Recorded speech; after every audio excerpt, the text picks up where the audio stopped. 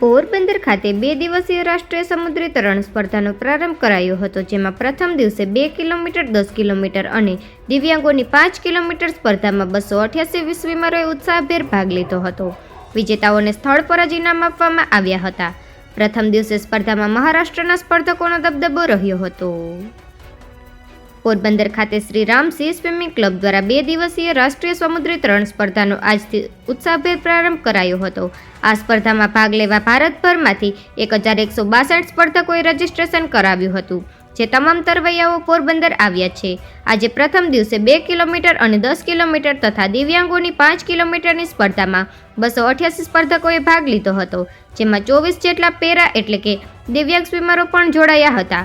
રાષ્ટ્રધ્વજને સલામી આપી એસપી ભગીરથસિંહ જાડેજા, નવલ officer in charge Sudeep Malik સહિત અધિકારીઓના હસ્તે ફ્લેગ ઓફ આપી સ્પર્ધાનો પ્રારંભ કરવામાં આવ્યો હતો. સ્વિમિંગ દરમિયાન રેસ્ક્યુ માટે નેવી, કોસ્ટગાર્ડ, મરીન પોલીસ, માછીમારી સમાજના પિલાણા સતત તૈનાત રખાયા હતા અને સ્પર્ધાના પરિણામ માટે દરેક સ્પર્ધકના હાથમાં ટાઈમિંગ ચીપ ફિટ કરાઈ હતી.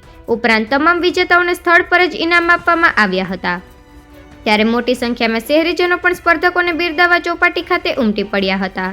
10 કિલોમીટર કેટેગરીની 14 વર્ષથી 30 વર્ષના પુરુષો માટેની સ્પર્ધામાં બંગાળના પ્રત્યય ભટ્ટાચાર્યએ 2 કલાક 19 મિનિટમાં 55 સેકન્ડમાં ટાર્ગેટ પૂર્ણ કરી પ્રથમ ક્રમે, સુરતના નિલય બકુલભાઈ કાનેલકટે 2 કલાક 27 મિનિટમાં 51 સેકન્ડ સાથે દ્વિતીય અને નાસિક મહારાષ્ટ્રના વરદ ઘનશ્યામ કુંવરે 2 કલાક 35 મિનિટ અને 12 સેકન્ડમાં પૂર્ણ કરી ત્રીજા ક્રમે વિજેતા બન્યા હતા. 10 કિલોમીટર કેટેગરીમાં 14 થી 30 વર્ષની મહિલાઓ માટેની સ્પર્ધામાં નાસિકની અનુજા ઉમેશ ઉગલે 2 કલાક 50 મિનિટ અને 27 સેકન્ડમાં તરણ પૂર્ણ કરી પ્રથમ ક્રમે, બીજા ક્રમે સુરતની સિલ્કી મુકેશભાઈ નાગપુરે 2 કલાક 59 મિનિટ અને 20 સેકન્ડમાં ટાર્ગેટ પૂર્ણ કર્યો હતો, જ્યારે હિમાની સંજય ફડકે નાગપુર મહારાષ્ટ્રએ 3 કલાક 5 મિનિટ અને 31 સેકન્ડમાં ટાર્ગેટ પૂર્ણ કરી ત્રીજા ક્રમે વિજેતા બની હતી. 10 કિલોમીટર કેટેગરીની 30 થી 45 વર્ષના પુરુષો માટેની સ્પર્ધામાં મહારાષ્ટ્રના ઔરંગાબાદના સાગર બડવે 3 કલાક 43 મિનિટ અને 28 સેકન્ડ સાથે પ્રથમ ક્રમે, તેમજ પશ્ચિમ બંગાળના બહેરામપુરના રાજુ હલદદે 4 કલાક 9 મિનિટ અને 47 સેકન્ડ સાથે બીજા ક્રમે અને ત્રીજા ક્રમે અમદાવાદના કેયુર મહેન્દ્રભાઈ પટેલ 4 કલાક 43 મિનિટ 28 સેકન્ડ સાથે વિજેતા બન્યા હતા. જોકે આ વય કેટેગરીમાં એક પણ મહિલાએ ભાગ લીધો ન હતો.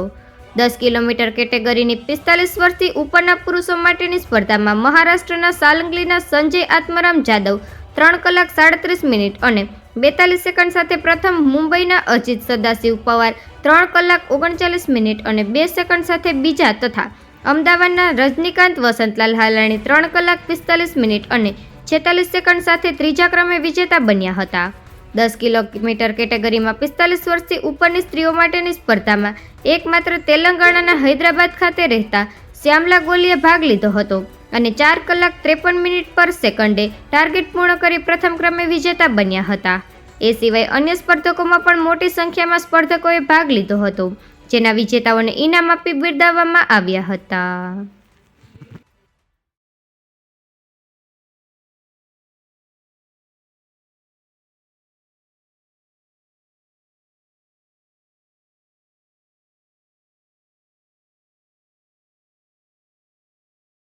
Dinesh Parmar, project chairman Seamathon 2024, Shri Ram sea swimming club Porbandar. આજરોજ Shri Ram sea swimming club Porbandar દ્વારા સીમાથોન 2024નું ઇવેન્ટનું જે આયોજન કરેલ છે, તેમાં આજે 10 કિલોમીટર, 2 કિલોમીટર અને 5 કિલોમીટરની પેરા સ્વિમરની સ્વિમિંગ કોમ્પિટિશન યોજાશે. અને આપ જોઈ રહ્યા છો, આ સ્વિમિંગ કોમ્પિટિશન દેશને સમર્પિત હોય ધ્વજવંદન કરીને અમે આ સ્વિમિંગ કોમ્પિટિશન આજે સ્ટાર્ટ કરી રહ્યા છીએ. ખૂબ મોટી સંખ્યામાં પાર્ટિસિપેન્ટનો ઉત્સાહ આ સ્વિમિંગ કોમ્પિટિશનમાં જોવા મળેલો છે. આ ઇવેન્ટનું કઈ રીતનું આયોજન છે અને હેતુ શું છે ઇવેન્ટ?